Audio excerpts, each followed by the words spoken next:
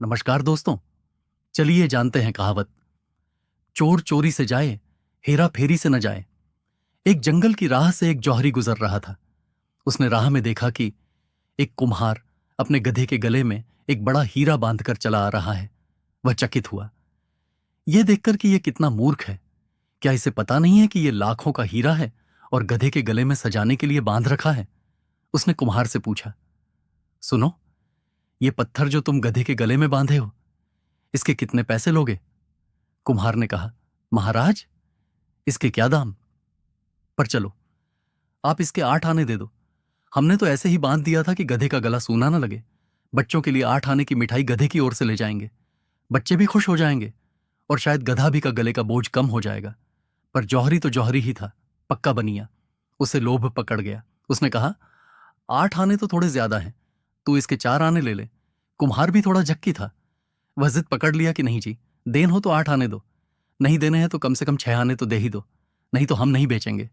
जौहरी ने कहा, पत्थर ही तो है, 4 आने कोई कम तो नहीं। उसने सोचा थोड़ी दूर चलने पर आवाज दे देगा, आगे चला गया। लेकिन आधा रास्ता चलने के बाद भी कुम्हार ने उसे आवाज न दी। तब उसे लगा, बात बिगड़ गई। नाहक छोड़ा, 6 आने में ही ले लेता तो ठीक था। जौहरी वापस लौट कर आया, लेकिन तब तक बाजी हाथ से जा चुकी थी। गधा खड़ा आराम कर रहा था और कुम्हार अपने काम में लगा था। जौहरी ने पूछा, क्या हुआ, पत्थर कहाँ है? कुम्हार ने हंसते हुए कहा, महाराज, 1 रुपया मिला है उस पत्थर का।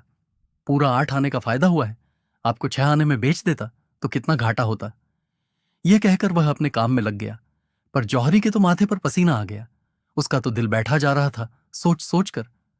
हाय, लाखों का हीरा यूं मेरी नादानी की वजह से हाथ से चला गया।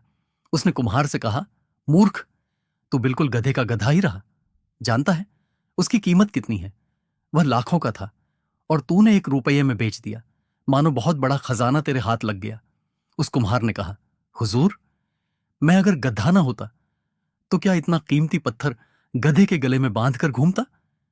लेकिन आपके लिए क्या कहूं, आप तो गधे के भी गड्ढे निकले। आपको तो पता ही था कि लाखों का हीरा है और आप उसके 6 आने देने को तैयार नहीं थे।